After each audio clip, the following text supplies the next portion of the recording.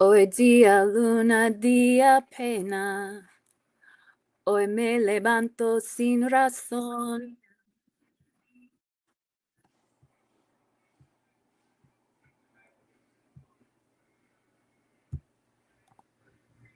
Hoy me levanto sin razón. Hoy me levanto y no quiero. Hoy día, luna, día, pena. Arriba la luna, oea. Arriba la luna, oea.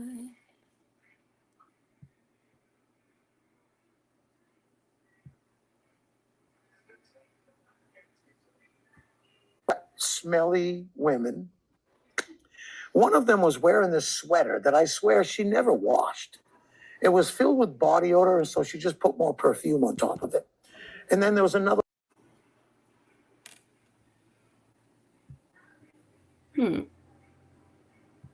Smelly women. One of them was wearing this sweater that I swear she never washed. It was filled with body odor, and so she just put more perfume on top of it. And then there was another. Smelly women. Oh, bummer. Well, where's Raffi?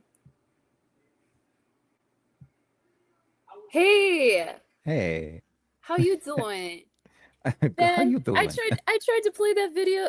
StreamYard is messing with me, bro. It won't let me like upload anything I want to. It won't let me upload the chart. It won't let me upload this video. But everybody, your homework is to watch this video by Dan Brule. It is hilarious. I'm going to put the link in the chat. Everybody give a wave in the chat or put a flower emoji if our sound sounds good so far. How does it sound? Here, this is the video that everybody needs to watch. I think I can hear a little echo coming through on your end, or is it me? Oh, it could be me. I'll turn my speakers down a little bit. If it's you echoing, it could just be me. Dan Brule posted this short that I think everybody needs to watch because it's like literally hilarious and it really encapsulates this air quality, the air sign of Aquarius. He's talking about being on a plane. He's next to these two women that are like totally smelly. One of them has like a freaking chicken on her lap. He's flying to Moscow, but then he just like changed his vibe. He like changed his mind about the situation. Like he was in a shitty situation and he just like changed his mind about how he wanted to handle it. And it, like all of a sudden, when he changed his mind, he noticed that he had to fart. And he's like, well, shit, I'm on a plane with these smelly people. They're never going to realize that I have to fart. So he just starts farting. And then he's like, dude, this would have been like the worst flight. And he's like, and I had such an enjoyable time. He's like, and he just goes on about it. And I was like, gosh, that is such Aquarian vibes right there, you know? Really? Oh Just my God. yeah, so I figured we should watch that, but StreamYard's playing with me. So, hello everybody. Thank you for fine-tuning your free will and intuition with us tonight. We may have a very special guest coming here soon. We shall see, and we are going to talk about this full moon in Aquarius that happened this morning right around 9:35 a.m. Central Standard Time. How are you, Raffi? I'm doing great. How are you doing? I'm doing okay. It's Christmas in July here at I know an we're feeling the Aquarian vibes in different ways. yes, in Esperanza land. I'm at a new location. I'm at Reds here having my PBR and they're gonna start karaoke, Christmas karaoke right around 9 p.m. So hopefully if I'm still here on this live stream, I could sing a song for you guys. So we'll see what happens. Raffi, can you tell us about the live stream that you did about this full moon? You did a really awesome, extensive encapsulation of this moon. I loved it. Yeah, thank you so much. I did, and it's I mean, one of my best performing videos. It's caught up to my other best performing one too. which was just the whole Jupiter and Leo one. But I went into one thing that was really interesting is I went into the midpoints for this, and Yeah. the full moon. It's happening obviously when you get a midpoint, you have an opposite side of the midpoint too. And so this full moon with the sun and the moon and Jupiter, because it's conjoined, is happening at the midpoint between Venus and Mars. So that was a big thing right there. I got some really cool tarot cards that I Yeah. pulled with it as well. Yeah. But the Yeah. midpoint thing specifically was what it was I was really looking at. And then there is something about that Mars Uranus conjunction where it's getting a little spooky now because we're still waiting on something. And I'm not the only astrologer who feels like that. So I went Yeah. into some other examples where you get trigger points too. So I was like, well, this could be a possible trigger point. We've got some placements coming up too where we can see that spill over. But essentially, and it really goes with the Aquarian vibe, there's this charge being held in the stars right now. Yeah. Just like this mega charge that we're getting, this thing of electricity. And I was likening it to the same thing as the literal phenomena of lightning, as just being this ambient charge that's up in the atmosphere, and then eventually it's going to have to discharge into the ground. And even some interesting stuff with Earth placements too, or Earth transits, and how that could play out in that way too. Yeah, I just absolutely I love the way that you organize your presentations. It's complete you guys, it's like completely different than how I do things here. I'm just like freeballing it all the time. He is so organized and he has his like presentation laid out. He does all of the rising signs individually, extensive research, very very professional. Very professional. I love it. I love it so Thank you. much. You're doing great work. Um, can I just say hi to everybody really quick before I forget? I want to just say hi to Sharon and Josie and Heather. Randy. Thank you, Randy. Let's see. Hi, Raffi. Hi, Miss North. Hi. How are you? Hi, Sharon. Sharon Marie. Hi, Dead Wolf. Hi, Dead Wolf. Awesome. Thank you guys so much for being here. Got all Is the the amazing sound is people the in sound chat. still okay? The music turned on. What's that? Is the sound still okay? The music turned on. Oh yeah, I don't hear anything. Okay, So cool. Because my computer's pretty smart, so it usually figures out, how to handle things. But StreamYard is like not that smart today, I don't think. Like StreamYard's a hater today, haterade from the StreamYard. But well, while we wait and see if our special guest is going to arrive, let's see. Let me check my phone. Oh, I wanted to show you guys Aquarian vibes. Hippie time. This is the dawning of the age of Aquarius. Age of Aquarius. So I got my hippie vest. This is an original made by V Tibbets. So here we go. We're getting all hippied out. And then it'll be I Christmas. love that thing. And you said someone made it for you, right? Someone made this like back in the 60s or 70s, and Oh my gosh. I inherited it from my mom had this friend that had all of this like really awesome vintage clothes, and she was my size, so I ended up with like a bunch of her stuff. Oh, sweet. Yeah, That's so this cool. is like from the like Flower Children Because I was gonna era. say it's older than me. It's older than me too, so that's pretty old. That's pretty old. Um, let's pull this chart up here and see what we can see. Can I make this any bigger? Is that Maybe if bigger? I think, I mean, that works for me as long as it works for the audience. I don't know if I zoom in on my end, if it Oh, there you makes go. it It's bigger. bigger now. Okay, Yeah, cool. that's better. Yeah, you guys, sorry. StreamYard was being mean to me and it wouldn't let me like upload any of my images, and then it wouldn't let me play this Dan video either. So I might as well just delete that. I'll remove that.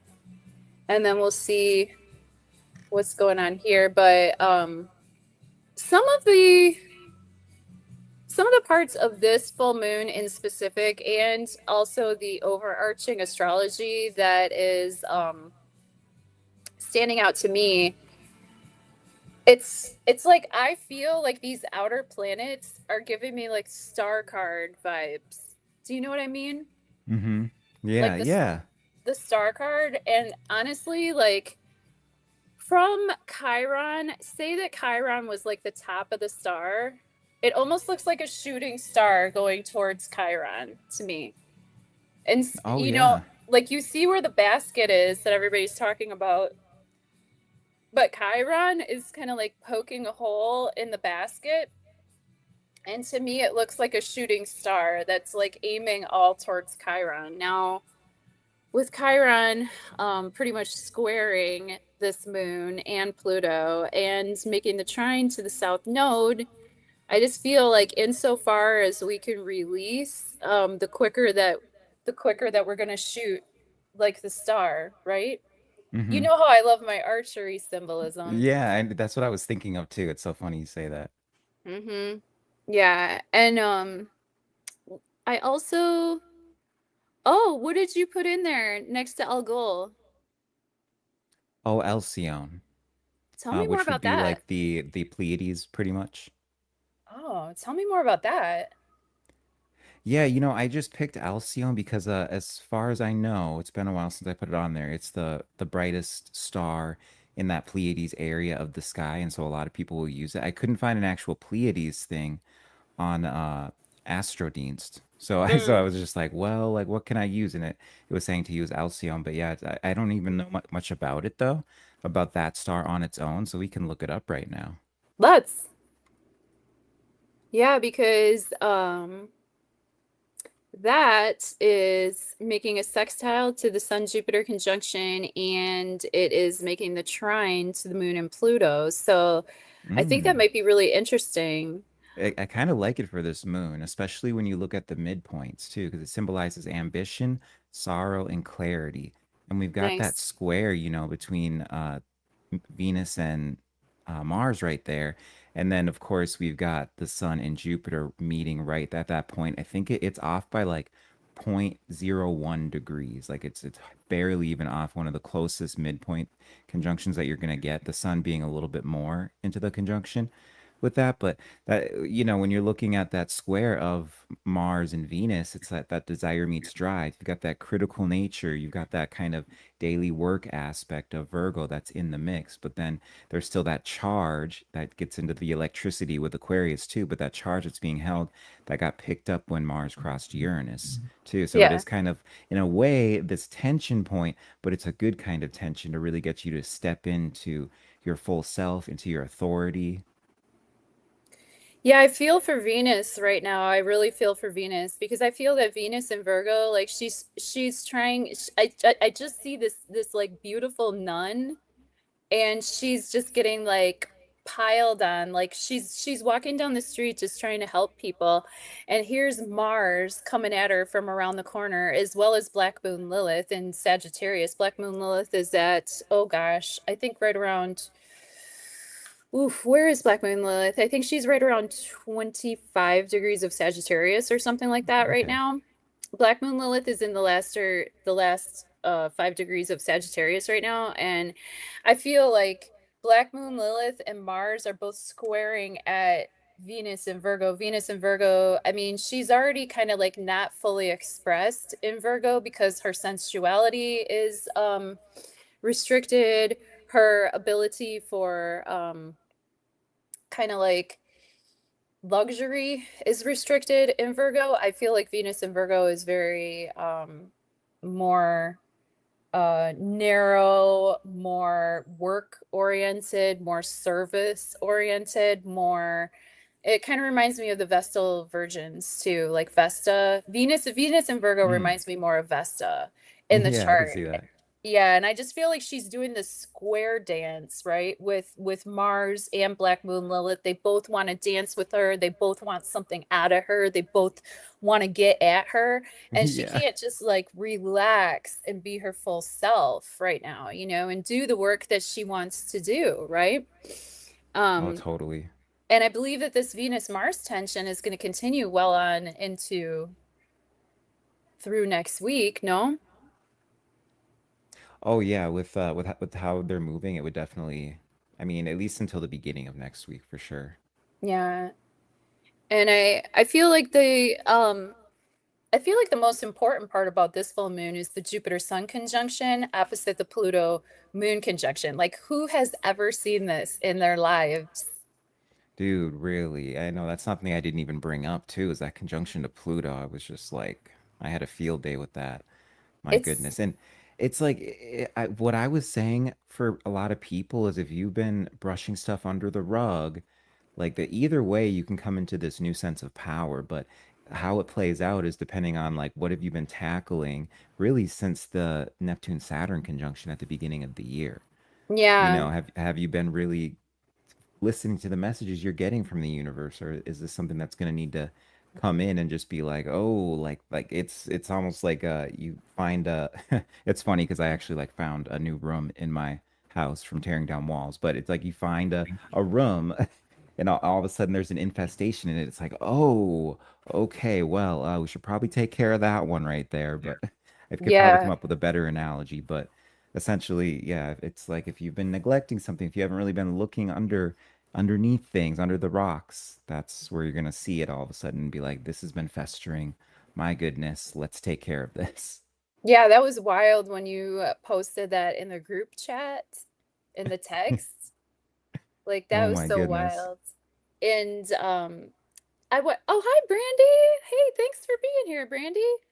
Um, did you guys, I want to ask the chat and you, Raffi, did you do any sort of ceremony for this moon? Did you charge your crystals like Janine had suggested, or Yeah, go that was stay? the one, and I don't usually do that, but yeah, Janine was talking about that, and then I am already an Aquarian moon too, and I believe in the whole vibrations aspect of it, so definitely that was something I did. And it was like I had this charge being held in my crystals for so long just from being in Sedona twice in the last year.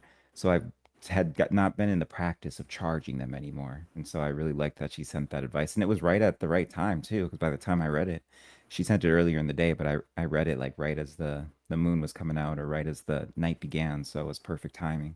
Yes, and the reasoning here, you guys, for the benevolent energy of Jupiter conjunct the sun shining towards that moon and Pluto. That's Pluto retrograde here in Aquarius conjunct the moon is to me a sign of personal empowerment, whereas Pluto generally rules over like currency, generational aspects, larger cycles of time, all of these outer planets, right, that are in this basket that people keep talking about: Pluto, Uranus, Neptune.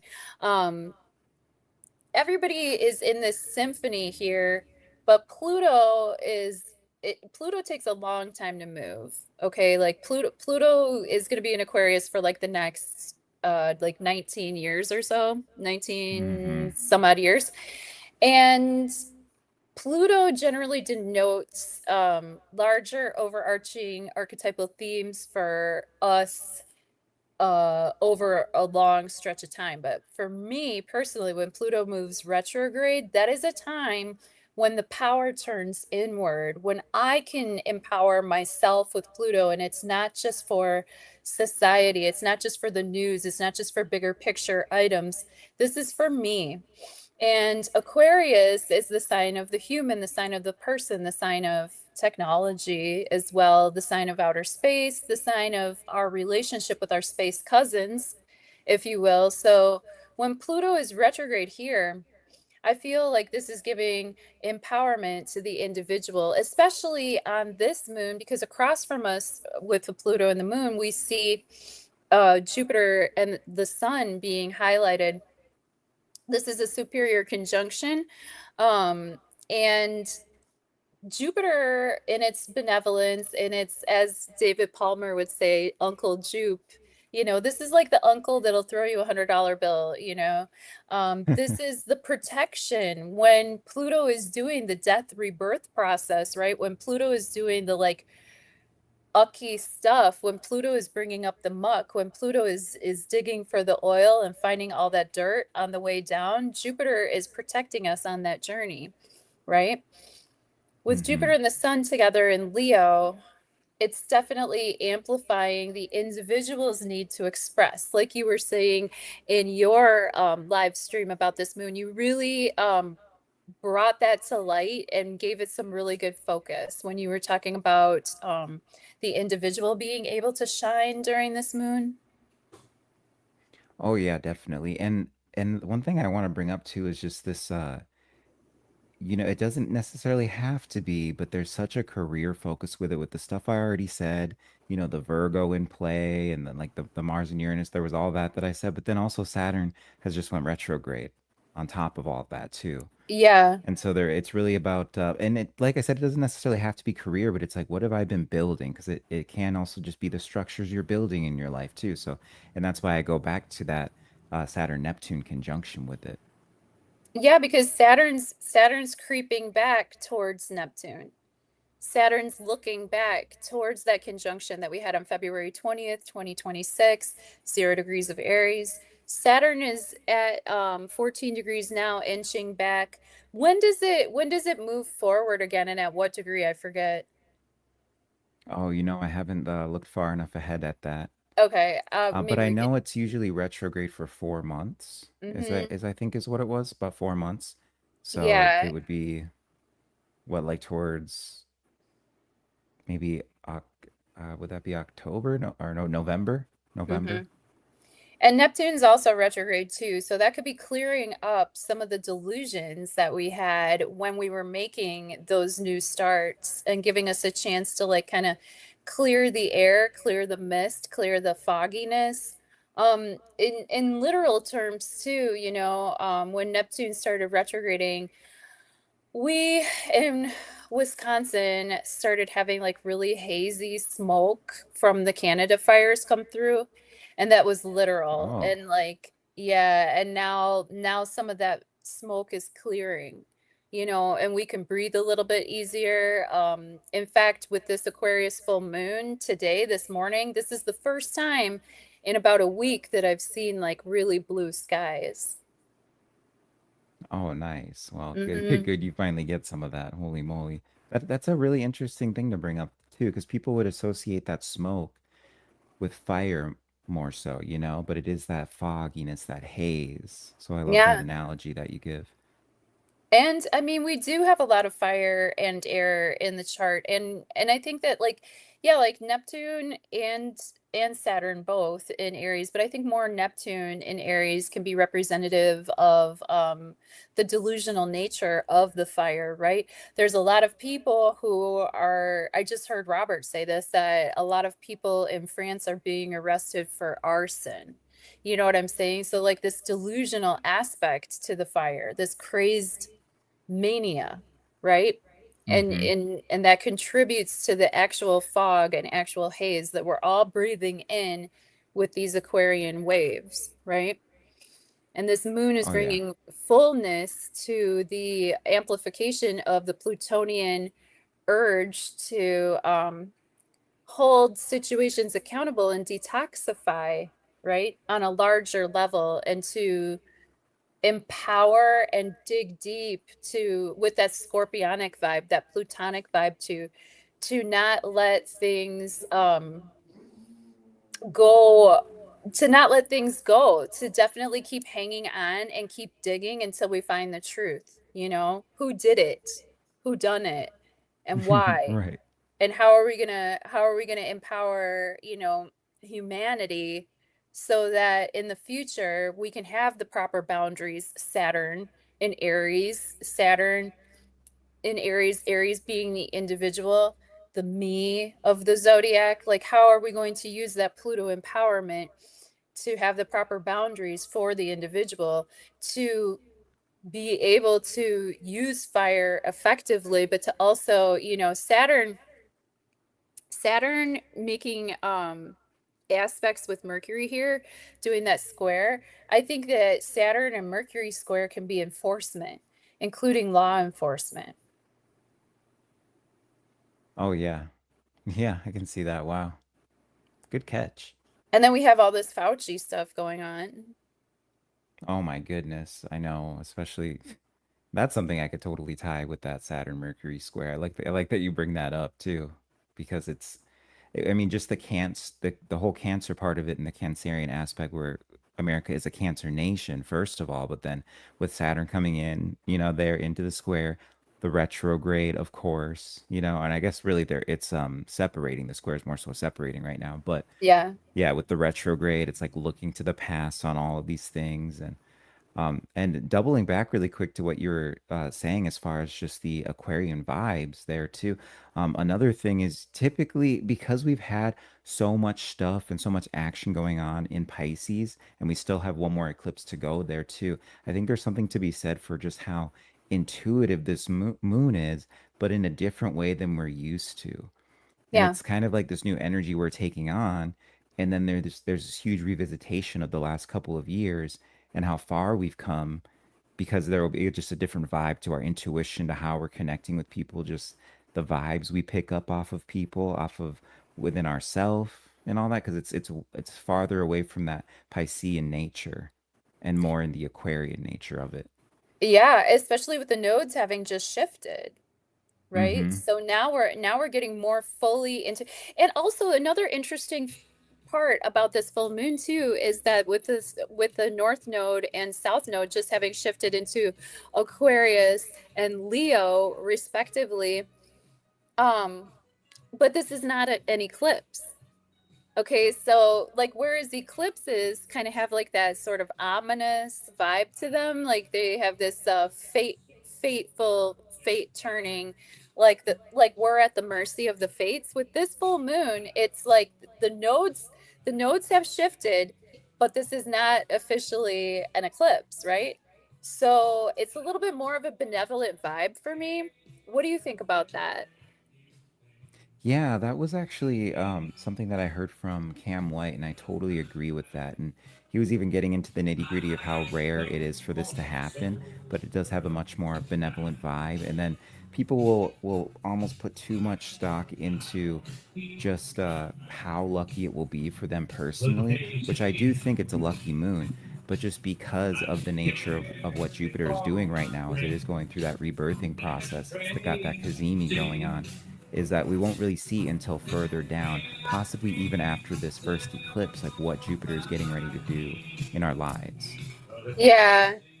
And also, think back, you guys, think back to January. Think back to, I believe it was January 28th was our Aquarius new moon. Is that true? What was going on then? What were we thinking about then? We were gearing up, okay? We were getting ready. We were starting Mm, to feel the first reverberations of this Saturn Neptune conjunction that was going to come in another month, right? yeah. What was going on towards the end of January in your personal lives that could be coming to fruition now? Okay. Uh Yeah, let me I'm remembering that now too, and it just is so on brand with the Aquarian vibrational nature of it and picking up on things, because we really were picking up and feeling that Saturn Neptune conjunction coming in. And we already had Neptune come into Aries, the previous year, but it was just a different vibe with Saturn entering and coming into the mix and knowing we were going to permanently be in that energy. Yeah. And also I like what you were saying about the difference between the intuition now that we have and the intuition that we might have had before. I think that time is ramping up. I think that time is accelerating. And I think that like our personal intuition, where it might have been more emotional with Mercury, especially Mercury when Mercury was retrograding through Cancer. I don't know about you, but I cannot wait for Mercury to get the out of Cancer. Man, it was one of the toughest ones. I was reading a lot of Astro Twitter, and I was considering myself very lucky because I didn't have that bad of a Mercury retrograde or anything. It really was just a slowing down, reevaluating, making changes, especially when it comes to my channel and stuff like that. But people were really, really going through it, and it was messing them up. Dude, my brain is fried. Like I have literally had so much family in town, right? Like all staying at the house. I've been sleeping on the couch. You know what I'm saying? Like the whole Mercury, not the whole Mercury retrograde, but at least the last 2 weeks prior to Mercury moving direct. Like I wasn't sleeping in a bed. I had extended family in town. It was fun. It was good, but it was freaking exhausting, man. And on a personal level, I'm just so noticing now that we're doing this work, and now that I'm paying closer attention, I'm just so noticing how these planets are really reflective of my literal experience, you know? Yeah, well, and there is that comfort part to it too. A lot of times we want to only associate the comfort with Taurus, but of course there's that Cancerian part of it too. And then I have a similar experience as you because it was a lot of housework and I like you already know my sleep schedule, which I actually just fixed like yesterday. But Ooh, but I was like up all night and then asleep during a good chunk of the day, and that was typically my cycle. But that ended up messing with my whole sleep cycle, needing to be up at certain times where the people would come in and work on the home. And then that had my sleep all weird and thrown for a loop. And that was kind of yeah, the discomfort I had. There would be times where I'd sleep here on the day bed in the office, which is not a comfortable bed to sleep on. It's comfortable to relax on for a little bit or take a nap, but not for sleeping, especially not for my same. tall ass. But yeah, so stuff like that. And I totally vibe with you on that. And then we were even talking about going into it with the last full moon, we started to touch on it. I think I went deeper into it with my new moon stream, new moon in Cancer, but this integration of the emotional complex or the emotional body and the mental body. And I thought that was really going to mess me up in a big way. And this kind of goes back to what we're talking about with the intuition being different. And maybe it's because I have an Aquarian moon, but I think that's why it was internally a bit easier for me to move through because I'm already kind of a like mental intuition kind of guy. And I've said that on this Yeah. channel before. Like I'm very into my mental intuition, but I already hmm have that going on. I'm already emotionally detached about a lot of I things. was And just gonna say it's for you, the detachment factor is like not a problem. hmm and I thought it was going to be the other way around though.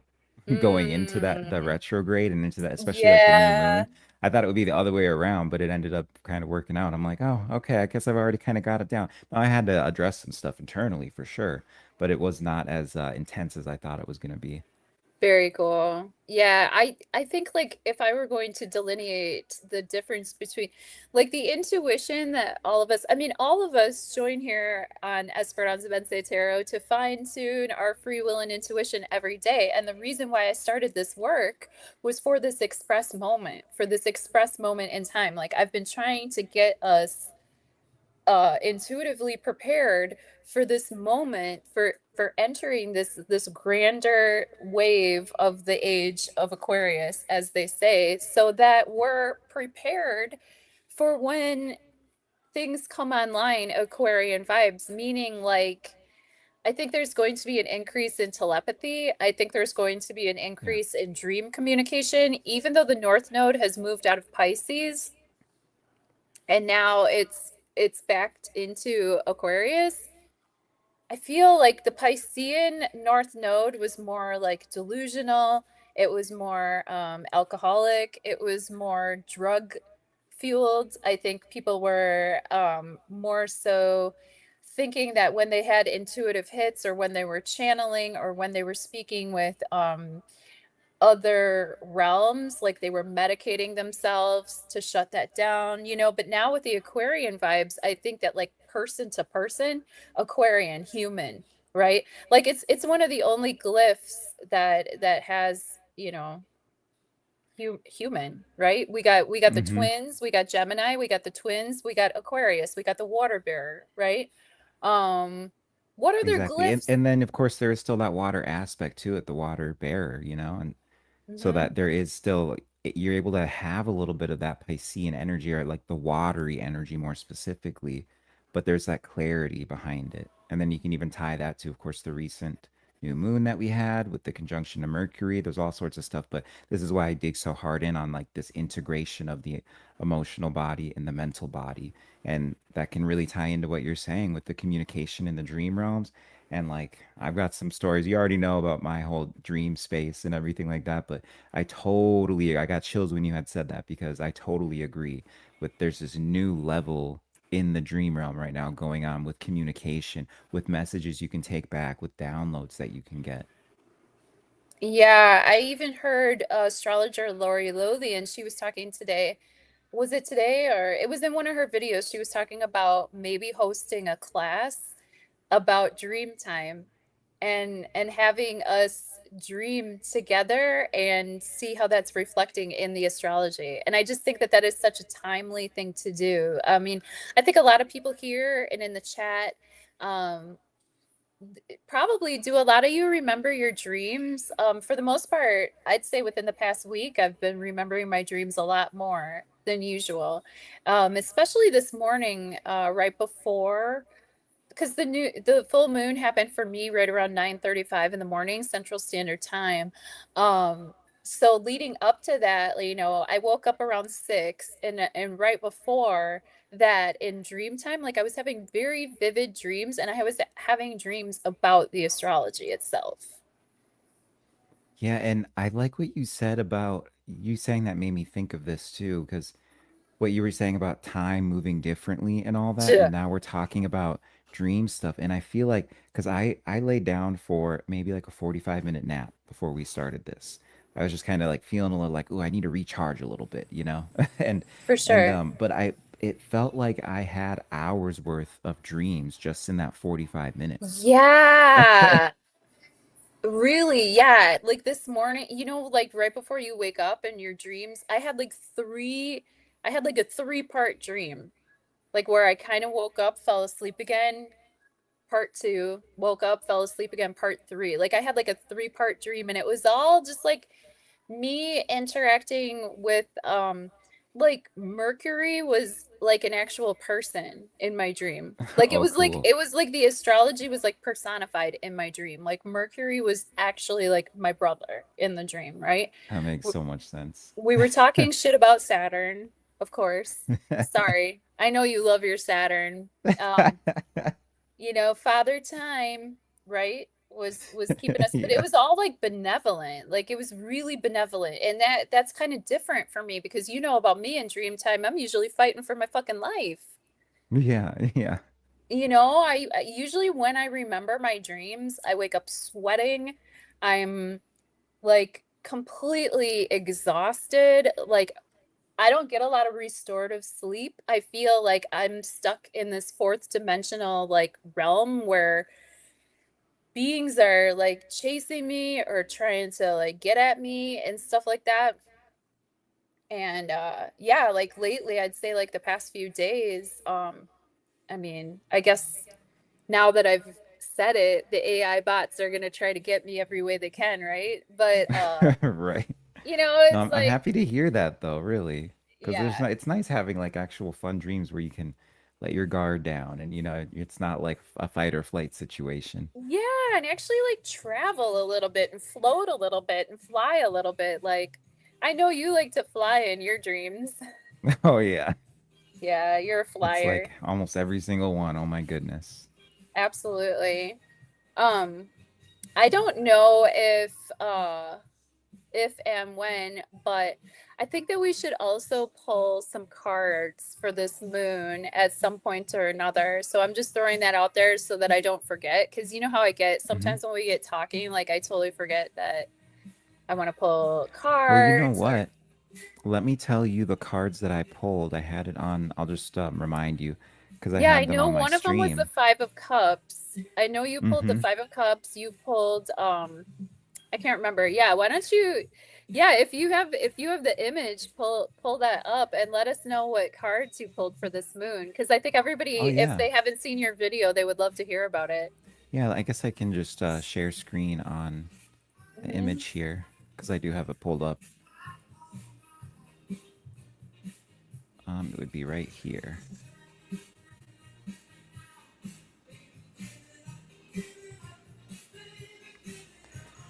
Now Oh, with Five of Cups, Temperance, and the moon. I, of hmm course you pulled the moon on a moon. Don't we dude, always? it's crazy. That's what's been going on with these lunations is I all Bro, I we get the do sun or this. the moon.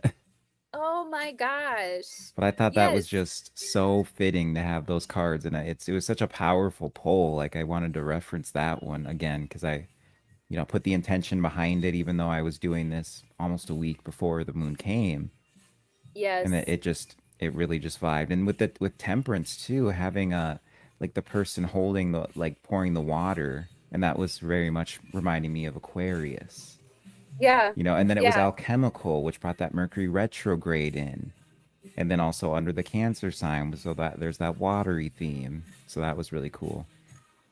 But I Yeah. liked that, and then of course the moon itself. But it's so interesting because we were talking about this too with the Five of Cups. It's three cups filled, two still standing behind, of course, and then figure sees what's lost, and this can speak to what's been going on and what was shed within the emotional complex. So there could be a better integration in the mental body and the emotional body. You could be talking about that. It can also be talking about a reevaluation that's been going on, especially with the Saturn wasn't retrograde yet when I pulled this, but of course this was full for the full moon, and we do have the Saturn retrograde, and there is kind of both during the retrograde of Mercury and this retrograde that we have are just entering into with Saturn, which is really looking back and reflecting on a lot of these things that are going to deal with that cup energy.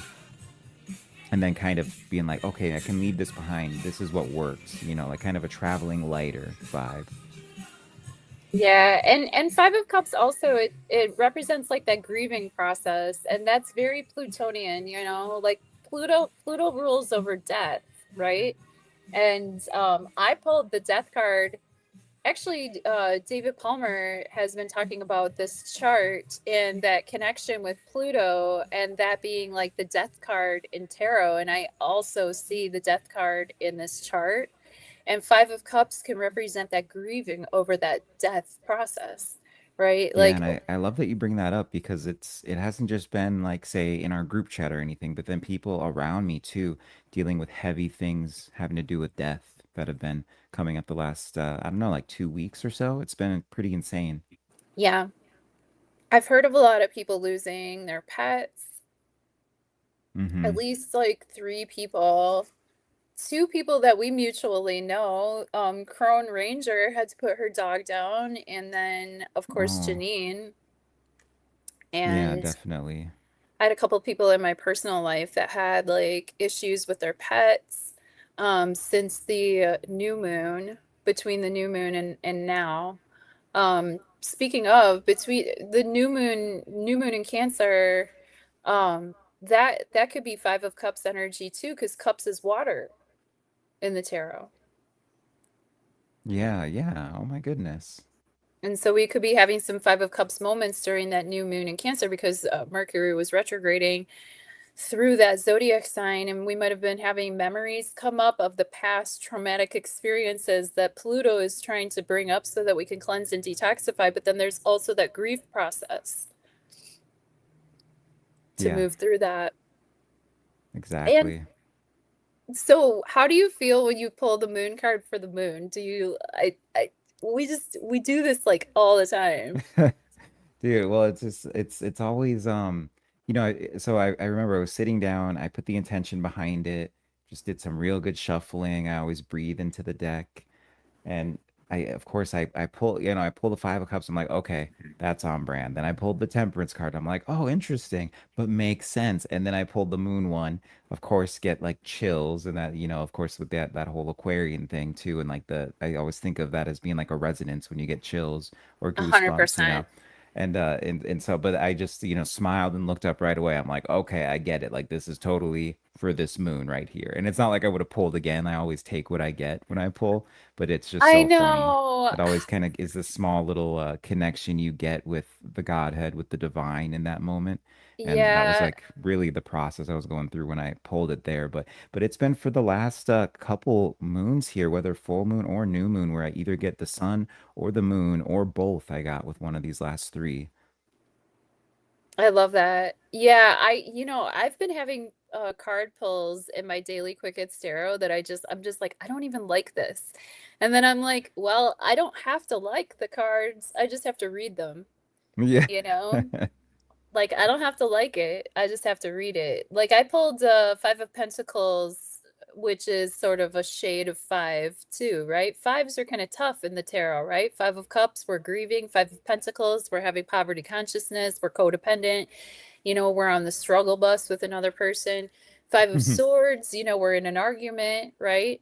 And then Five of Pentacles, Five of Cups, and then Five of Wands, where Five of Wands, I guess, is the least you know, negative of the fives in tarot. Five of Wands, at least we're practice fighting. We're not like really having an argument, but we're also not having anything constructive happen. We have little to no cooperation.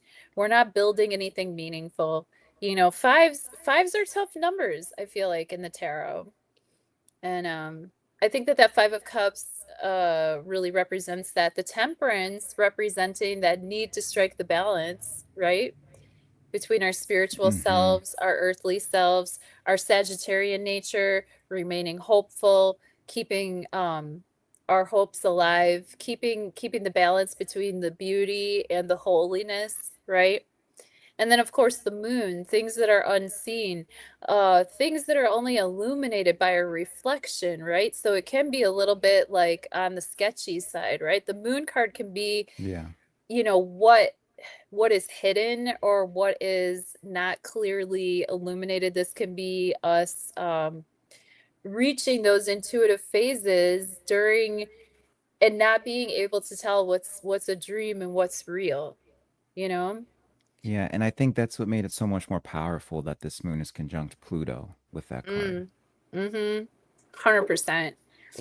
Well, I don't know what is going on with Senor Roberto, but he said he would be able to hop on after, quite frankly, but I don't know where he is or if his link is working. I just texted him to see if the link is working, but maybe he stops by, maybe he doesn't, maybe he's busy.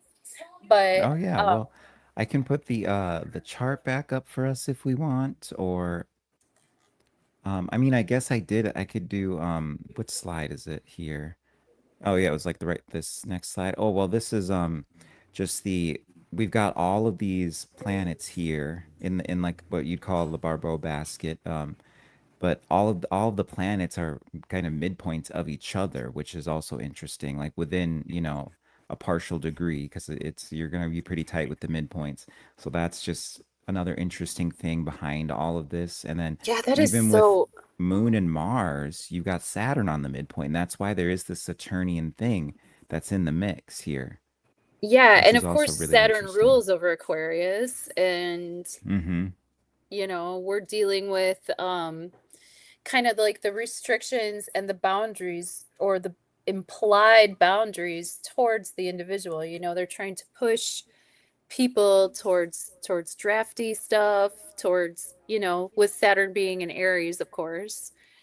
Um, you know, that warlike aspect, and that trying to enforce and trying to denigrate like the individual's purpose and power and ability to say no, you know?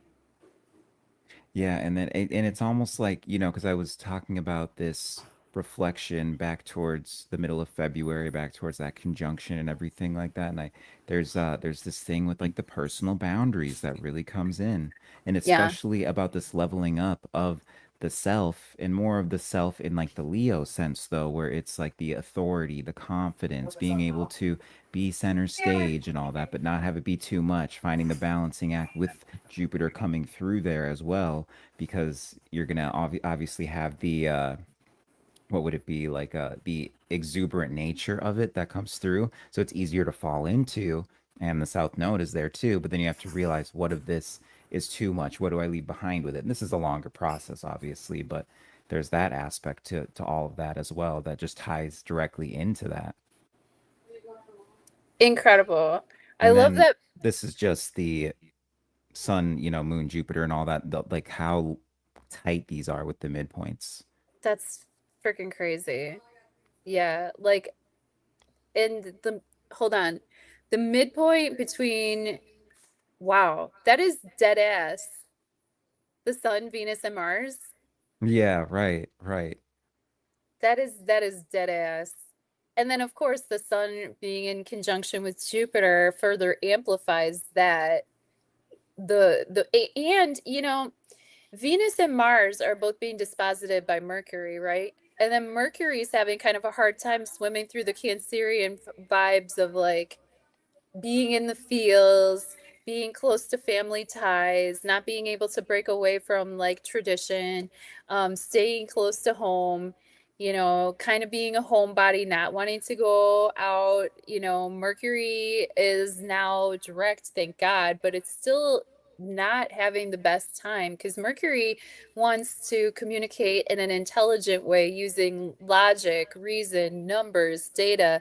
And here he is in Cancer, kind of swimming, um, not drowning, but not floating either. And since Hmm. Mercury has got his feet all soggy and wet, and his clothes are wet, and he's just, you know, having to get drenched by these water balloons and during family time, Mars and Venus are both being told what to do by kind of a soggy ass Mercury. You know what I mean? Like Mars is in Mercury's house, Venus is in Mercury's house. Nobody's like that comfortable. And here we go with the sun being at that midpoint. Yeah, and it's and I always will say with the, you know, we know a lot of the things that the sun represents, of course, but one thing I always try to remind myself of, it's like that it's what am I focusing on both in this life where you're looking at your sun natally, but just where it's transiting, like, okay, this is what I need to be focusing on, and it's going to depend where it falls in your chart, of course. But for me, just in terms of everything you're talking about with, you know, Mercury, of course, in the shadow period, trying to swim out of Cancer, but we know that not Mercury itself, but Cancer is very nostalgic, and it's about like those creature comforts and all that, you know. And what I'm having, the way I'm having it hit for me is I'm typically, I can sit down and have my creature comfort be playing my video games. And that's how I can like tune out for a little bit and just totally, and it can be an older game that I've played before, but it just lets me disconnect and I have a great Yeah. time. But it's not doing it for me right now, you know? I'm like, no, I have these things to Oh, focus on. I have these goals I yeah. want to meet. I have this drive that I'm feeling, this energy behind me. And I just like, I feel like I can't focus on this right now. I need to do something else, you know, and I feel Yeah. like that's the perfect example right there for That's all of that. such a good example, especially since it also ties into the technology aspect of the Uranus Pluto and wanting to have fun but not being able to, feeling restricted, having, I mean, even with Chiron in Taurus, also making that square towards this moon, and just that feeling of just like not being able to rely on our normal ways of relaxing or our normal ways of soothing ourselves.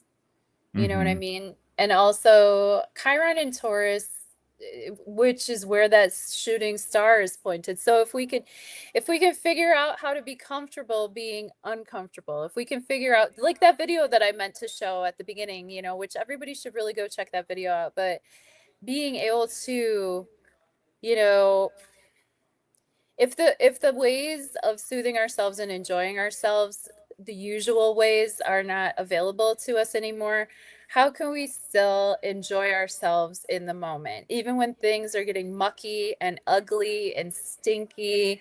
Chiron and Taurus, to me, Taurus being the cow, the bull, the Chiron there, it reminds me of spoiled milk, Oh yeah. or like curdled milk. You know, like Chiron and Taurus is like we're trying to go back to something old, but we it's just no good anymore. It's just not doing it for us. Mm-hmm. You know what That I totally mean? adds to it. And I'm totally, yeah, I'm feeling that in like other ways too that I can think, which is actually kind of related to a food thing. It's just like a boring diet thing, but I totally Oh, feel that. really? Yeah. See how literal this stuff can show up when we pay attention?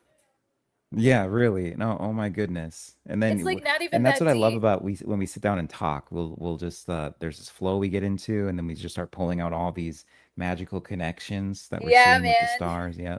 Riffing with Raffi. This is what we do. We riffing with Raffi. It's like, okay, what are we going to talk about? I don't know, but once we get warmed up and once we get rolling a little bit, like, yes, you're right. Like all these magical connections start coming out, and I think that technology that connects our intuition, you and I, you know, is exemplified by this full moon, very, very full moon, right?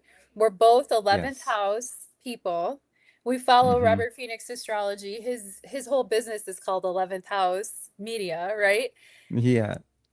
Like this is an 11th house activity. We're getting together with our extended friends in the chat, and we're also vibing with our minds across space and time with each other. Like it's really not Mm-hmm. that deep, but it kind of is. You Like know what with I the mean? I guess you could say the frequencies of that the online talk, you know what I mean, of the frequencies of the communication, the signal, it's traveling between each other, and yeah. Yeah, the signal. And I just think that people are going to pick up on vibes so much quicker now. I think part of it is that normies, like massive amounts of normies, are like coming online to certain topics and Oh yeah. certain truths, especially some specific truths that have to do with the lies that have been put upon us like this past decade, right? Oh, And definitely. a lot of normies, as the normies come online more and more and more, I think that my psychic capabilities have gotten stronger and stronger, and I think it's because I have more buddies in the airwaves. You know what Yeah, I which mean? I think will just be the beautiful thing about having the North Node there too. I think it's really this whole, I guess you could say, integration process, and then even going back these couple of moon cycles, everything that was happening in Gemini, everything crossing Uranus, and I'm like, guys, there's some rebuilding going on. Like, just be aware. That's why you feel weird in the head mentally, you know. But I think there was really getting some new faculties, new spiritual organs, you could say, New online. spiritual organs? Dang, dude, that was a good one. Thanks. You know, that's from the Steiner work, Rudolf Steiner. It's what he He's talks about is our spiritual wow. organs and like different phases of development in Atlantis versus Lemuria and all that. Yeah. I love, you know, Gosh. I'm such a student of Steiner, so I always like Yeah, to yeah, yeah. use his I've verbiage. yeah, But no, that's I'll talk incredible. to just I've done this for a few years now, really just being out there and being myself in terms of the woo woo, or whether it's conspiracy or spirituality or all that. But I just bring up either astrology or politics in the Epstein files and that kind of stuff, or the Iran war, or just like any of these kind of more fringe things that aren't typically talked about with strangers when you meet them out in public. But I've been bringing it up with people, and I've just seen this progression over not just the last couple months, but the last like 2 years specifically, but especially the last couple of months, going into just people Exponential. being willing to talk about it, like Yep. knowing all sorts of stuff about it. And then Mm-hmm. it has to be through TikTok, and I'm not even a TikTok fan because I of don't, what I think yeah. it does to your attention span. But it is Yeah. really great that a lot of people have been educating themselves through TikTok. It's wild. Like I was literally like I posted a video on my channel the other day. It was just for fun and it was funny, but it was true because it was my sister's father-in-law. So my brother-in-law's dead. And we were all hanging out at the pool together because it's just been family time all the time for Yeah. Esperanza Vence world for these past few weeks. I mean, I'm talking about Mercury and Cancer. It's just family, family, family, which is, I'm so blessed to be able to do this, right? But he was in the pool, sitting on a freaking pool floaty, talking about his son is messing with his aura. He's like, son, you're messing with my aura. You're getting in my vibes, man. You're all up in my chi, dude. You know, and I'm just like, what the fuck? Like this guy is like, he's literally like the most normal dude, but he's not. But you know what I mean? Just like Yeah. even just like the verbiage that people are using just for fun, it's still like exponential the amount of openness that people have and the connectivity, the mental connectivity. And it's like and it's coming through technology like you said, like Hmm. Pluto and Aquarius empowering the individual uh mentally through technology.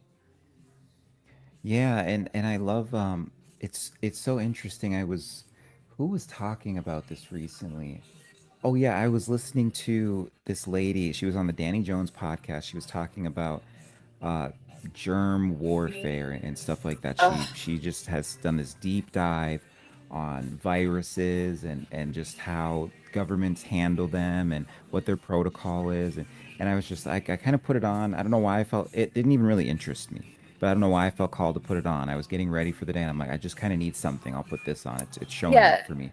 But then she ended up going into this allegory of the printing press and what that did for us technologically, and what technology now with AI can do for us, especially in regards to this stuff she's talking about.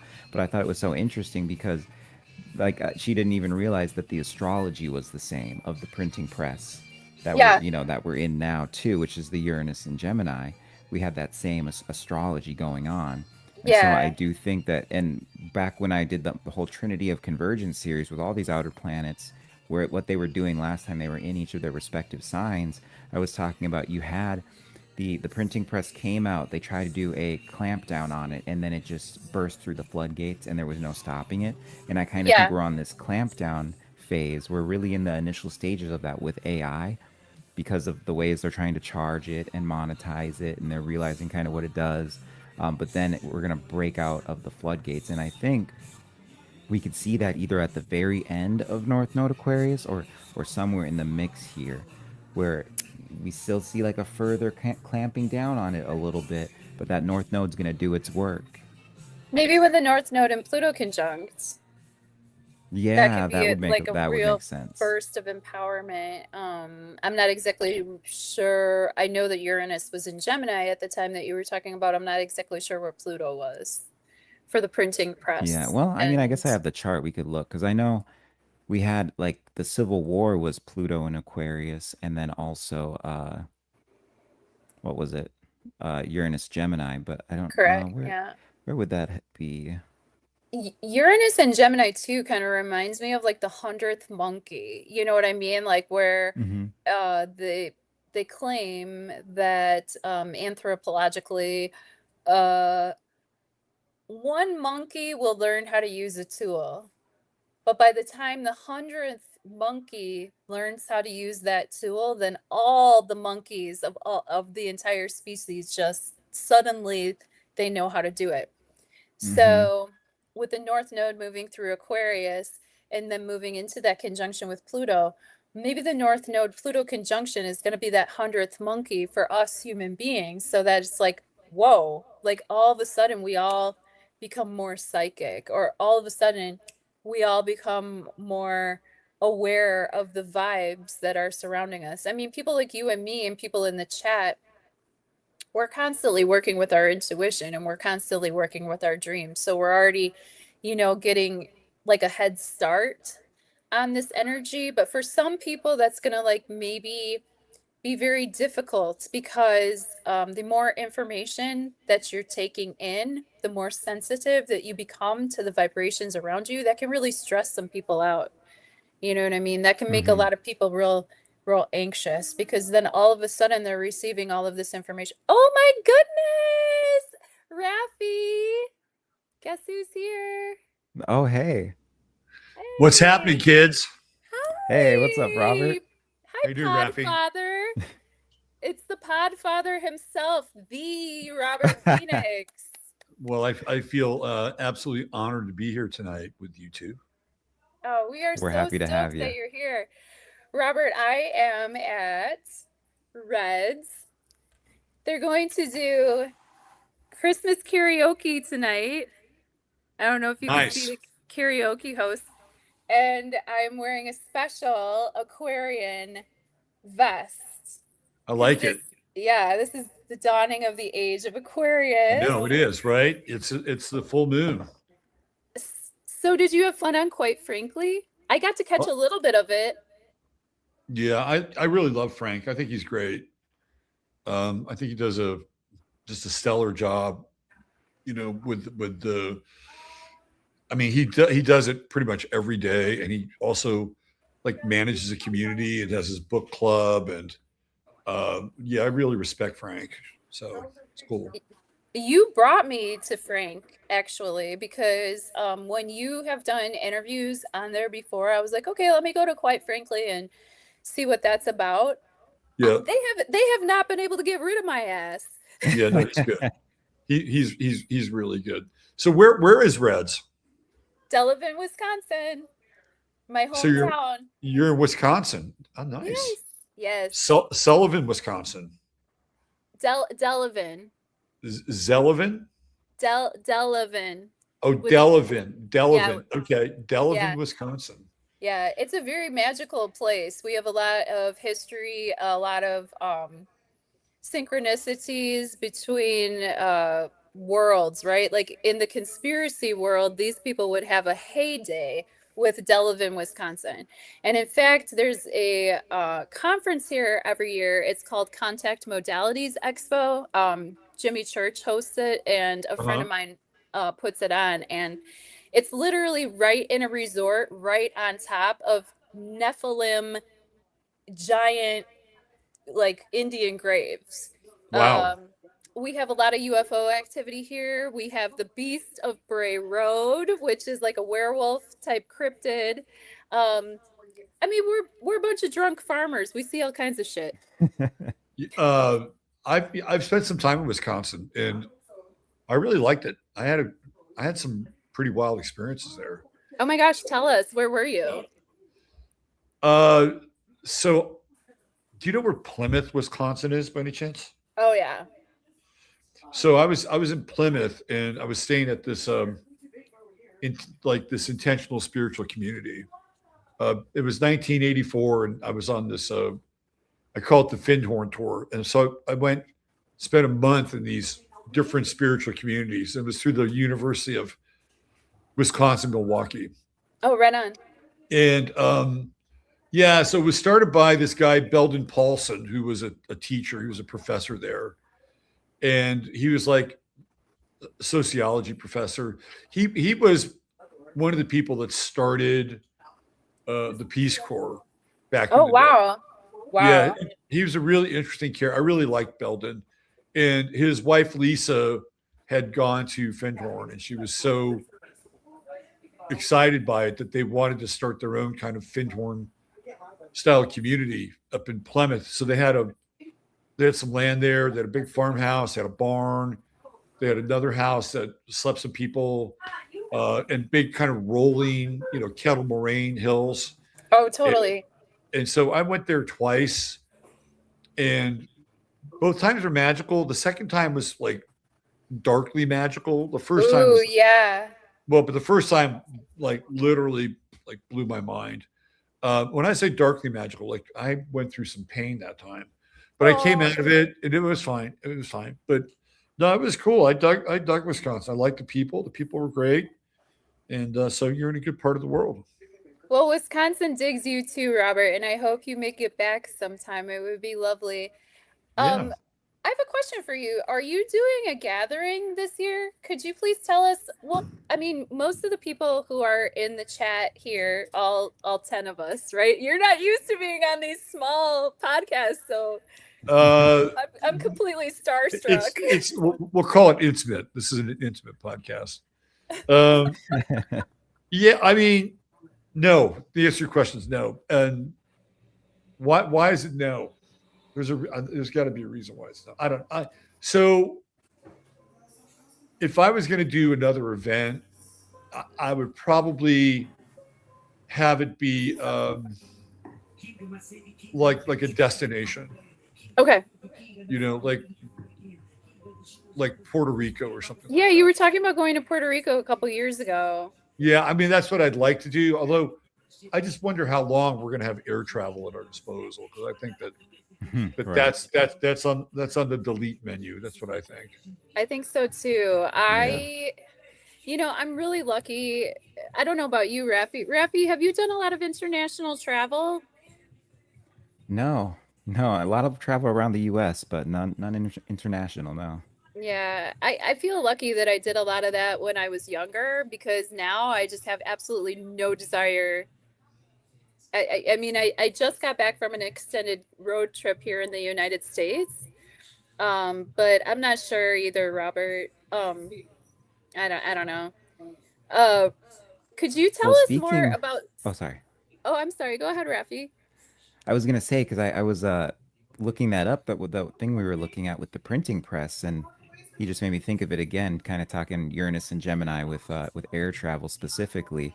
But to answer your question, and I'd love to know what Robert thinks of this too. Let me get back to the chart here.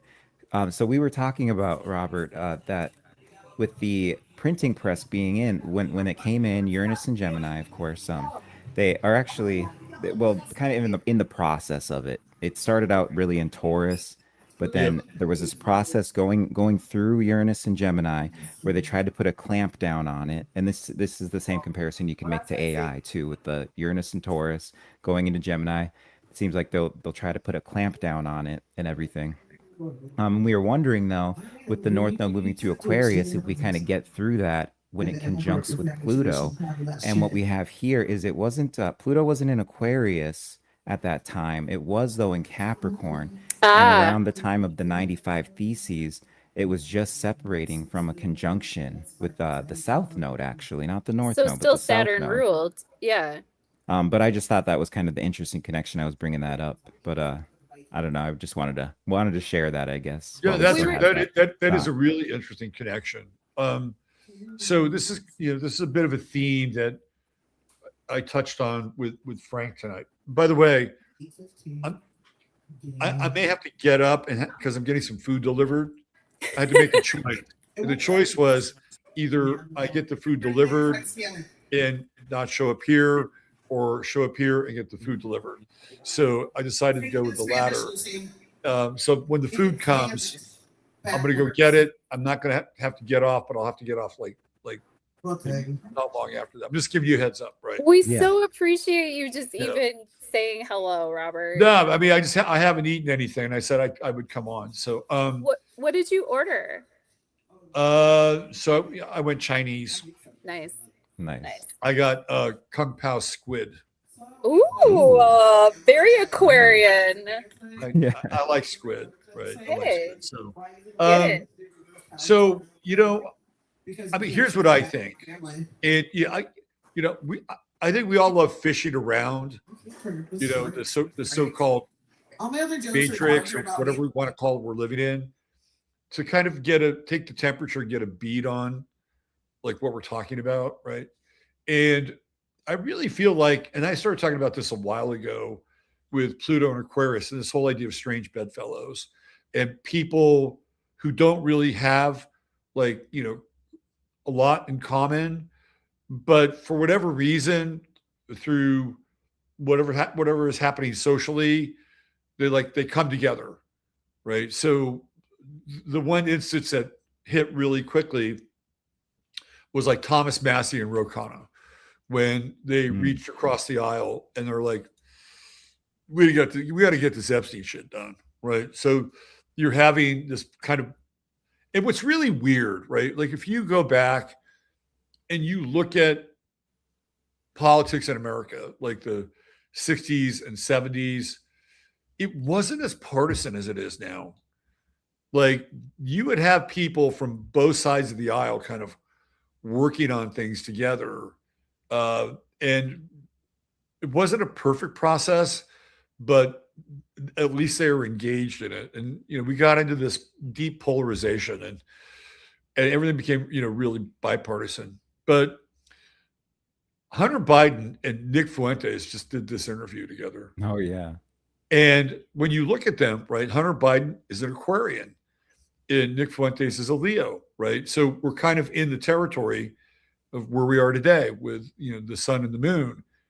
And it's like, talk about strange bedfellows, Hunter Biden, and maybe they're more similar than we know, right? Who knows? Maybe Nick is fucking kinky and, we just haven't gotten the full breadth of it. So I think that's where it's at. I think people are gonna come together in some ways, and what's going to bring people together is a sense of, I'd like to think it's love, right? And maybe it will be, but I think it's like a sense of foreboding and annihilation. That's what I think. And I feel like they're set to exterminate us.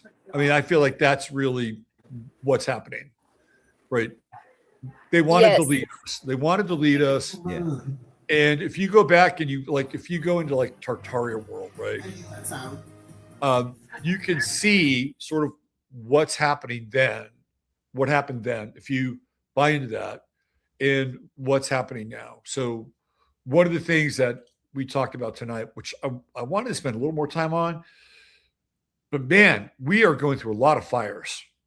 Like we are, we've got the Canadian fires, we've got fires in France and Europe. I mean, the world is literally on fire. We got churches on fire. We've got And the volcanoes, the ring of volcanoes. We got refineries on fire, right? And if you look at what happens post like 1850, there's fires everywhere, right? You have the San Francisco fire, Chicago fire, and do you know what? Go ahead. Not to interrupt you, but the day of the Chicago fire, there was also a fire in Peshtigo, Wisconsin. Same day. They were everywhere. I mean, when you start looking into these fires, they're ubiquitous. And it's like, okay, we're going to burn as much of this down as possible, right? So that when we bring them into the quote unquote new world or the reset, they won't have the things that they remember. Yeah. And I feel like, we're inching up to it. And I just read this story about how they're feeding all these books into the AI. I was just thinking of that. Yeah. Right. I was literally just thinking that too. And they're destroying the books. Yes. Right. And that's what they did. Like if you pay attention to the French Revolution, which is a reset, by the way, the French Revolution is a reset to the point where they're going to change the calendar and they, name all these months like completely different, like eradicating the memory. And where Louis lived, like they had a huge library, all these incredible books. It burned it down. Yeah. Right? Just burning down the knowledge. And it feels like the AI thing is like our current version of that. And I think it happened too when they went through the reset, that there was all this antiquarian knowledge that was in book form and it's gone, right? At least a lot of it is. Some of it has stuck around. Have you guys seen the giant books? Have you seen the giant books? What are the giant books, Robert? So there are these books that they're not meant for people. Raffi's kind of a giant, but he's not big enough. Even he's not big enough for these. But these books are fucking big. You're pretty tall too, Robert. I'm tall. I'm not as tall as Raffi, and I'm starting to shrink a little. I'm in the shrinking phase. But these books, they're freaking crazy. Wow. Like they're not meant for humans. Right. They're meant for six-fingered. They're meant for like the giants, right? Mm-hmm. Those books are still around. Like they have them. Wow. So some of these books, and they're not even the big ones, but some of the old books are still, like. But I feel like that's where we are. We're in this really weird, like dark liminal space right now. But I also feel like the energy is interesting, right? It's really, really interesting. And we were kind of talking about that too before you got on. Is there's been this last couple of months with all these planets crossing Uranus, but then also especially with this new moon conjunct with Mercury in Cancer, this weird integration between the emotional body, mental body, and it's almost getting us ready for a new level or new type of new quality of intuition. That's like very much different from that Piscean one, more in this Aquarian vibe. And for some people, it's been rough. For other people, I got the Aquarian moon. It's been pretty chill for me, but definitely feeling this difference. Mm-hmm. It's a different type of intuition. It's like almost like a mental survival type of intuition rather than a heart-centered, body-centered intuition. It's more like a telepathic type of intuition. Yeah. It's kind of like knowing something and not knowing how you know it, right? Yeah. It's like, and between people too. Definitely between. I had one of those yesterday.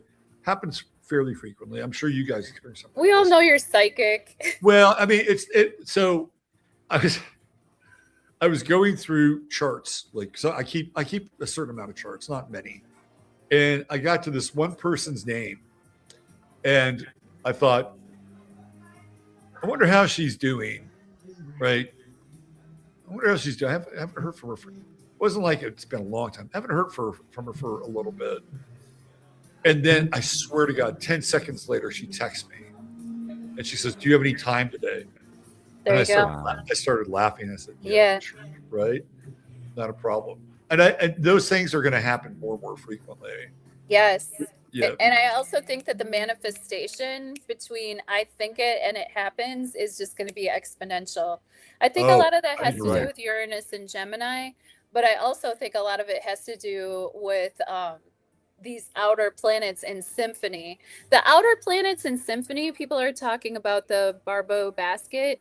To me, it gives star card vibes, Aquarian vibes, star card vibes, you know, like keeping your hopes alive, keeping your hope for humanity alive, right? Like that's helping us to rise above all this other Plutonian stuff that we have to go through. The Pluto like trying to kill us. You know what I mean? And maybe Saturn too. Saturn and Aries is probably trying to kill us. Saturn too. Aries is heavy, man. It's heavy, right? I mean, man. You go back and you look at periods where Saturn was in Aries, like it was heavy shit every single time it comes around. And you know, it's heavy again. And one of the things that I've like Neptune is like the wild card with this Saturn. You know? Oh my heavens. Yes. It's a really weird, interesting, like we're not in Kansas anymore wild card. Yeah. So one of the, I spent probably way too much time on Twitter, but one of the things I've noticed is that there are these open air fight clubs that are starting to pop up. Yeah, like what the? Yeah. Like not even in a basement or anything. No. Like in a field, parking lot. I'm like, ew. I think it's interesting. I don't know. I think it's interesting because number one, we're living with martial energy. Correct. Right? Yeah. Aries is martial energy. Yeah. And even though they're not conjunct, right? I see Neptune as being almost like this creative sort of pressure release for that. Right? And it's like, well, what would be the alternative? The alternative would be for them to go out and physically harm somebody else. That's true. Right? In a setting where there's agreement and consent. Yeah. Right? Yeah. And the masculine nature, people's masculine nature, men in general have been so suppressed, and their ability to be Martian has been so suppressed that the Neptune to me can be a tuning fork. It's almost like a tuning fork. It kind of gives us it's like the scepter, symbol. right? Yeah. Yeah. Yeah. Interesting. And it gives us a sense for what the vibe is going to be like, but it also gives us a sense of what people are going to be crazy about or delusional for. You know what I mean? Yeah. Well, and Robert Hand was even talking about Neptune. He says it in a very articulate and beautiful way, but talking about as we get into this new age, that Neptune represents almost more of the real world, and Saturn is the fake world, or like kind of the idea we have of it, what we've sold into at this That point. is And I so just think interesting. with the conjunction we had, even as it separates, there's still this connection between them. I can see that. That's totally really see interesting. That's interesting. And so we're kind of, and I do think we're in this kind of bridge time right now. Like we're at a bridge between the time in the world we've been living in and wherever this thing is going, right? And getting back to this fight thing, this is all Saturn, Neptune, and Aries. I watched this fight, and it was in maybe Korea or Thailand or someplace like that, because it was open air, and this is what these guys were doing.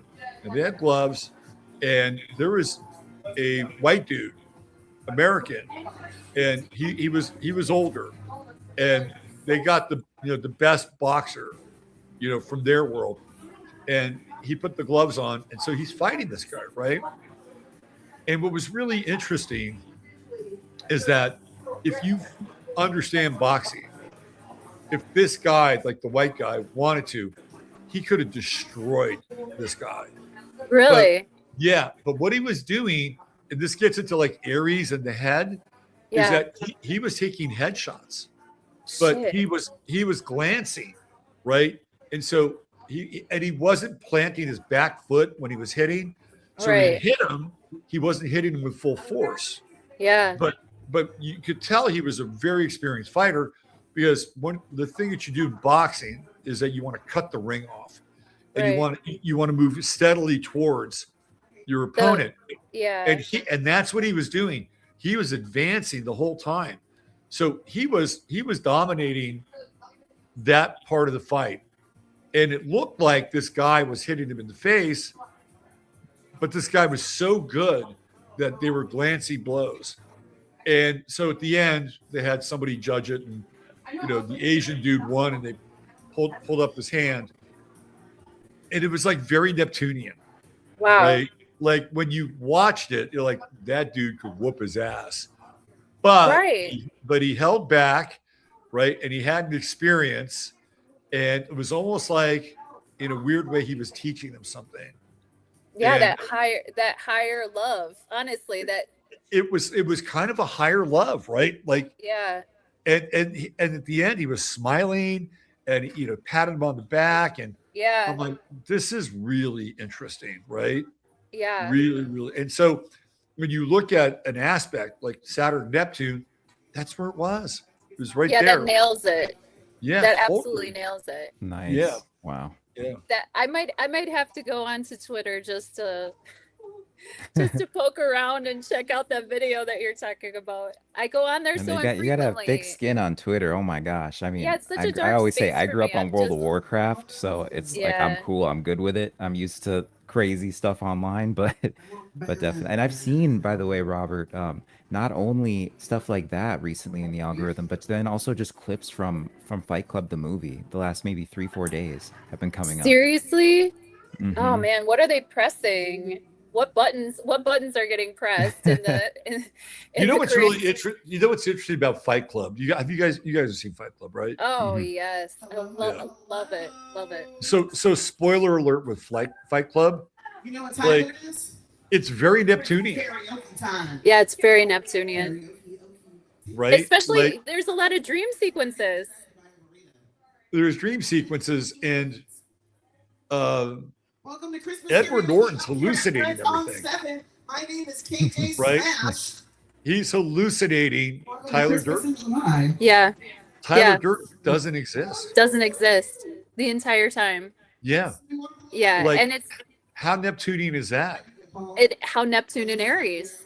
Neptune and Aries. Absolutely. I mean, that's exactly it. That's probably why, I've noticed as well as on an individual level, but also in the zeitgeist, like when I see, is my sound still okay? Because they started Christmas karaoke. Yeah, okay. yeah. I've also noticed in the zeitgeist, like on playlists that I see on YouTube and everything, the background color lately has been red. Have you guys noticed that? A lot of red backgrounds on film. Okay, so I've noticed that in the colors playlist. There's a colors playlist. It's music, and it's all kind of just weird music. But I follow the playlist just to see in the zeitgeist like how things are being reflected. I think a lot more companies are consulting astrologers than we realize, Makes sense to me. and they're catching the vibe. And I think we all need to get employed by these. Right. We should all be employed and make stupid money to be Oh my astrological advisors. I agree with that. Well, and it's been a while since I've seen Fight Club, but I did see that scene recently where he was just talking about why we're in, Fight Club and the things that were taken from us, as Gen X and everything like that. And it was very, like hopeful, dream-like. You could kind of make an argument for a little bit of an Aquarian vibe in there, but very Neptunian, very Neptunian. Oh, it's very because they gather in groups, right? I mean, Totally. That's but what the way that they do it though, right? It's very 12th housey. Yeah. It's like underground, like it's an underground thing. So, but now what's going on in the world, like it's more above ground, so it's not really 12th house. It's kind of like open air, 11th. I'll tell you another really interesting kind of like personification of Saturn, Aries, Neptune, Remember, Aries guys, tip your bartender. is the red threat, right? The red threat, communism, like communism is big again now. This is the plank that the Trump administration is building to carry them through the midterms. It's the Red Scare. Yeah. Red is the color of communism. You look at the flag of the Soviet Union is red, the Chinese flag is red, right? The Red Scare, red baiting, and in Neptune, it's like all of a sudden they're talking about communism. Yep. Like it's the 100%. the new talking point, right? And to some extent, with Saturn, it's kind of true, right? Like Mamdani is a communist, and the left is sort of, re-establishing themselves as really, really far left socialist communists. So there is some kind of truth to it.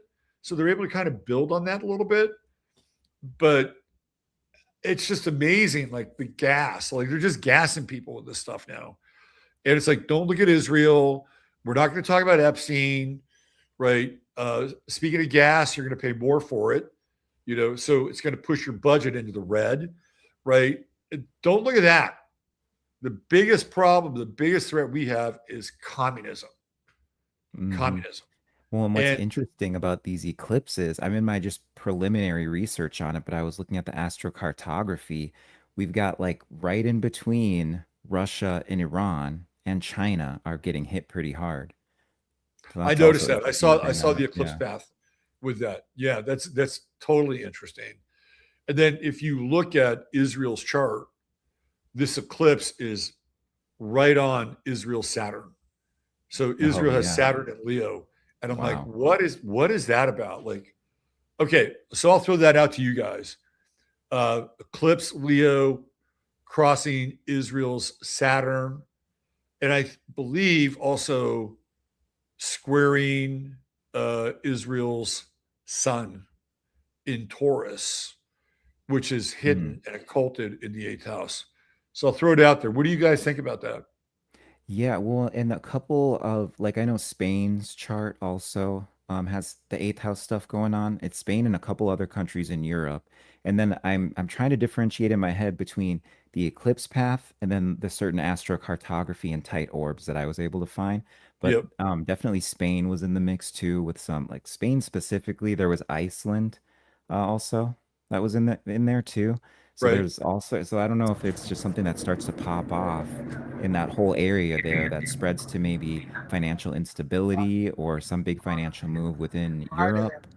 Right. And then, we can just see that go into whatever we get branded because it doesn't necessarily hit us or aspect us in this major way that I saw at least, but it seems like through everyone else it hits, it involves us in a major way.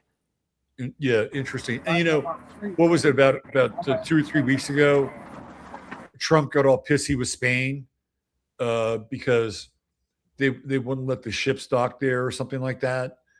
And he said, "Oh yeah," and he said, "We're going to cut off all trade to Spain."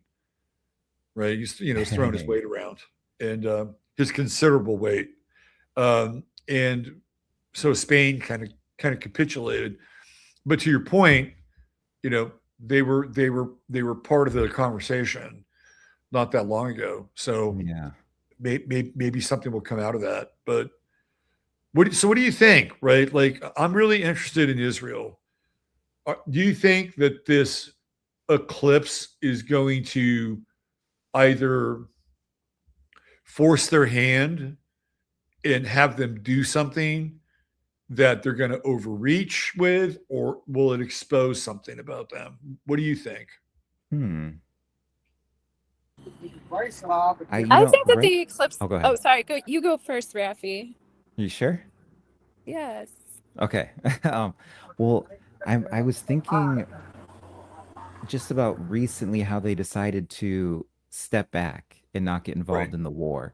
I almost want to make a connection there if all of a sudden they are forced, like you're saying, their hand gets forced, something like that, or or Yep. something, because that's the most recent thing I've really been seeing with Israel in there, and it's atypical of them. Like their behavior right now is just a little weird for me. I haven't even taken a lot of time to look at it, but I've just been a little perplexed by their behavior because there was this bloodlust that kept on going for, the last like couple years, and it just seems like they've pumped the brakes all of a sudden. It just does not seem within character. Well, I think they have to rearm. That's what I think. I think that Ah. they're just like the U.S. has to. Like Hmm. we've popped off a lot of missiles and a lot of drones, and that's why you see this lull sometimes in these attacks because they've got to restock the armaments and they don't have a deep supply because they've been sending a lot of this stuff to Ukraine, and so Yeah. the country is already in a deficit. So I've been noticing that too. I think some of that may also be strategic. Like they're kind of playing possum a little bit, uh, but I also think it's probably having to do with what they have. Because let's face it, right? They want to get this NDAA thing passed. They Yeah. they need to be on their best behavior, right? And say, oh, we're good. We're good allies. We don't do things that are going to jeopardize you, right? So until it gets passed, I also think that's part of why they're not just going full bore with the war machine. But it'll be interesting to see what happens with this eclipse with them. I think something's going to get exposed. That's my sense. That I makes a think lot of I sense.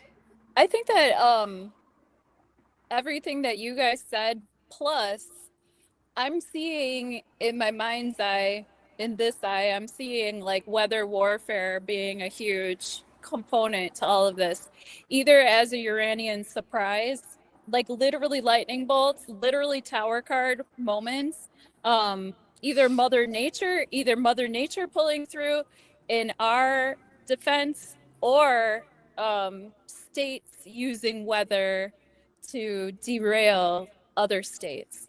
Especially like you were talking about with the Iceland being in the astrocartography.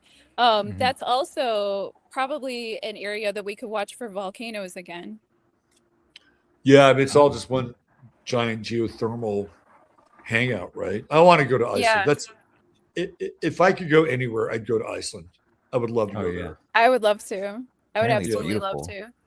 And I yeah. mean, and I think that also, I just think that there's multiple things going on at the same time. I feel the Civil War energy happening, not just here, but I keep getting the number five. Like five things, five, five, five. You got five of cups in your pull, Raffi. Hmm. I got five of pentacles recently. Fives keep coming up. Fives. Hi, how are you? Hi, puppy. And I'm sitting outside now because it was a little too noisy in there. And one of my friends just walked past with his doggy. um, but I'm thinking that like a lot of times being from the United States, we're very focused on our own experience as Americans, right? Or as especially as North Americans. But I do think that some of the vibes that are happening for us are happening all like in five. So if there's a civil war here, there's going to be four other civil wars going on, big ones, all throughout the world. If we are experiencing weather warfare here, or maybe the Madrid fault line here in the United States, I think there might be weird earthquakes in weird places and volcanoes erupting uh, with the Saturn and Aries I think you're situation onto going on in the something rest of the with world. that. I really do, because I've kind of thought that's been my prediction that's farther out is China goes through a civil war, which I don't hear like anyone really talking about, but I really see it playing out like that personally. And then, talking about even Madrid, I hadn't thought about that, but I'd have to do more research, but I could see that. I could see this heralding some of that stuff on. But I So do I think think it's a multi-year thing. I think this eclipse is at 17 degrees, and I went back and I looked at eclipses kind of around 17.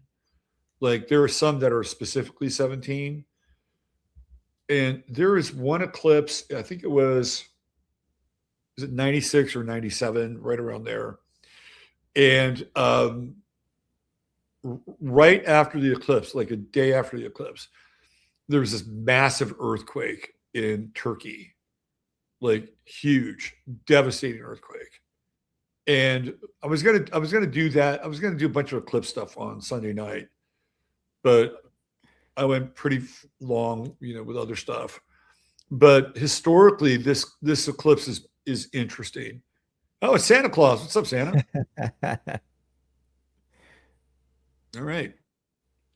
You gonna sit on Santa's lap?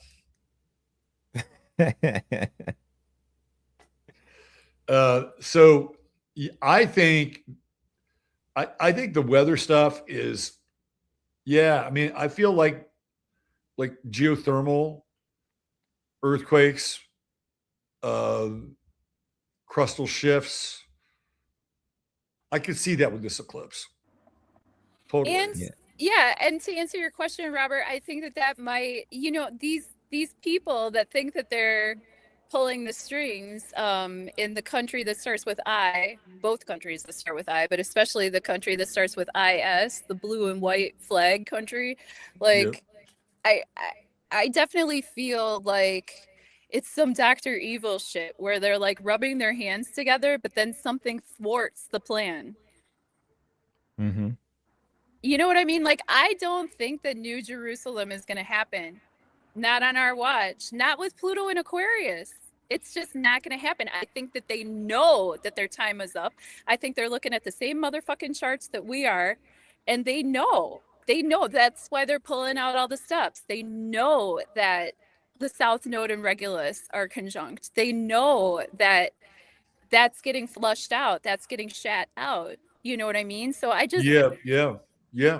I just feel like this little, like, even Dr. Evil himself, he's this short little pointy nosed little motherfucker with his little mini me, like the United States is like the mini me, and totally. Israel is the Dr. Evil. And I just think that this hilarious comedic effect is going to pull through. I think that Uranus and Gemini is just going to I think Uranus and Gemini and Pluto in Aquarius is going to make it very difficult for these Leonian, and I mean Leonian in a negative way, not the Leos that we love.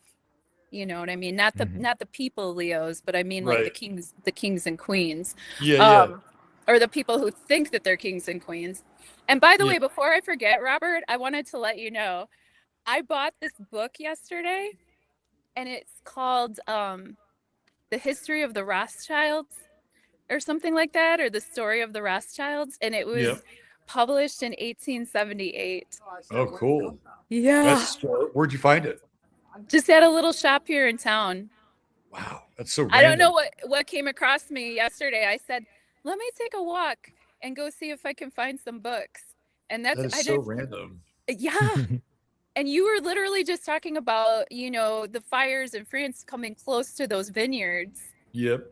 Yeah. And I just feel like I don't know. I feel like that's another Uranus and Gemini moment where also that might be the full moon in Aquarius, like letting me relax into the vibe of where I'm supposed to be and when. And I think that human beings, real people like us, are just more and more coming online to where we're supposed to be and when. And so it's going to be very hard to have power over us when we're all psychic like that. Yeah, I agree. And you brought up the weather modification and then even earthquakes, and I was just randomly thinking of when you're looking at the technologies that they use with weather modification and then earthquakes, which is, you can call it Archimedes' lever. Is what I've kind of heard as the people talking about the technology with it. Well, both of these are Tesla technologies technically, and that's going to deal with the resonance, with the vibrations, with the wavelength, very Aquarian. And we have Pluto in Aquarius too. So I think that adds another layer to the Pluto in Aquarius, where people already can talk about earthquakes with that, but then the technology aspect of it too, with the resonance. Yeah, with all like that. Is it natural or is it induced? Yeah. So back in good old conspiracy land, way back in the day, there was this rumor that the Russians had placed nuclear bombs near fault lines all throughout the United States, right? And that if they wanted to, they could just set them off at any time, right? But then there was also talk of like earthquake machines, and that they could actually trigger earthquake. You know, if you go back into Atlantis, like one of the tales of Atlantis was that the Atlanteans had developed a technology that would allow them to send sound waves and shock waves through the earth and then disrupt somebody somewhere else, right? And that's what they were doing. And then eventually it boomeranged on them. And that's what caused Atlantis to, which was quite large, right? That's what caused it to sink. It was that they essentially degraded their own like foundation by constantly like threatening other countries, or not even countries, like lands at that time. So yeah, I mean, it feels like it's kind of in the air. I do Yeah. think, yeah. And Raffi, you did a really great video, Raffi, about the astrology chart of Russia. And I do think that they are Oh, low yeah. key, like very, very much in charge. Like they're the dark horse. You know what I'm saying? And I also Yeah. think that like you said, Robert, the Russia-China connection is, I think that there's going to be a real split between East and West, and either the Muslim nations are going to come in and we're all going to be saying like Shukran and Mashallah pretty soon. Israel thinks that we're going to be saying, you know, Mazel Tov pretty soon, and everybody taking Shalom Shabbat. But I'd definitely keep an eye on Russia there, and I can see that could be true. I could Yeah, I believe see that to be in a true. few years here, I see Russia coming into, based on all the charts, because I went all the way back to like, I mean, what was it? I'm forgetting all the names of the rulers, but I went all the way back to like 900, Yeah. like AD or something like that. I think it was even a little earlier than that. But Yeah. this flashpoint I really saw, especially when you get this transition to the Is first Robert and the only second one Reich. here?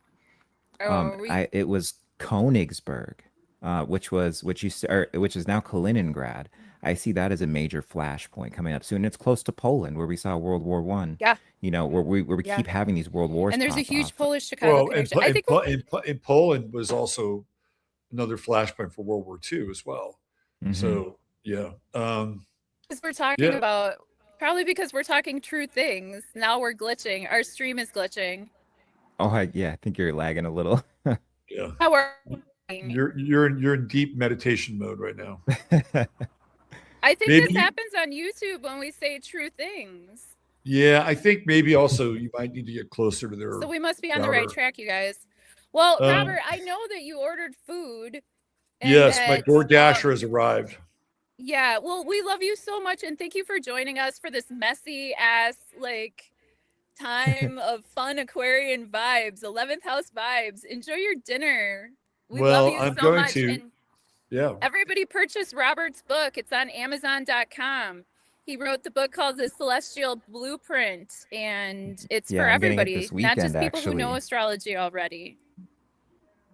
I'm really proud of you guys.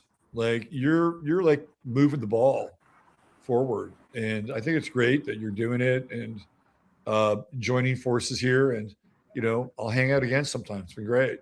We love you so much, Yeah, Robert. we'd love Thank to you have so you, much man. for Thanks for everything. coming. Really, you are a master, and I'm absolutely starstruck and honored that you would talk with us. Oh no, it's like I got to jump on with these guys because you're the next wave, right? You guys are the next wave, and we gotta hang out together for a while while we can, right? Yeah, definitely.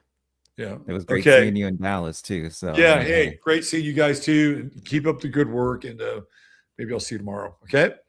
all right. See ya. Okay. Bye. Yeah, make sure to get Robert's book, guys, too. Amazing.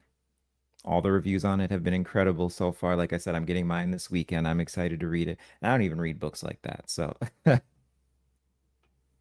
Well, thank you all so much for being here and for fine tuning your free will and intuition with us. Hey, sweetie, I'm going to go sing some Christmas carols with Santa at Christmas oh yeah. karaoke. I hope that everybody is having a wonderful waning Aquarian full moon, and thank you for being here with us and doing 11 things. And Raffi, I can't believe that just happened. We just did our podcast with the Robert Phoenix. With Yay! the goat, the With the astrology goat. goat. Yeah. So thank you so much for being here, Raffi. Do you have any closing remarks or anything that we missed? Well, I mean, like I said, if you don't have Robert's book already, make sure to get it. As I said, I'm getting mine this weekend. And of course, if you want to check out my channel, Night's Light Astrology, I was just I'm typing in chat so you guys can kind of see uh, Oh, cool. how to spell it and everything like that. And it's got my link Perfect. tree. It's got everything if you ever want a reading or whatever. But once a Wonderful. week, I always do a live stream once a week on whatever the major thing is that's going on, and other videos here and there, shorts of them all. So feel free to check out my channel. But thanks for having me so much, Esperanza. This is so much fun. And yes, I do Quick Hits Tarot every day, Monday through Friday, 6 a.m. If you'd like a personal session, you know what to do. The information is going to be in this description box below. And I have your information there too, Raffi. Oh, sweet. So Thank you. yeah, so thanks again, everybody, for being here. And sorry that the sound was kind of fucked up, but um, I'm just messy and free balling. So that's just that's thank you for letting me know. Thank you for letting me know, Heather. I really appreciate the feedback. And yeah, I love you guys so much. Have a great rest of your evening. Thank you for spending time with us. Okay. Love you. Bye. Bye.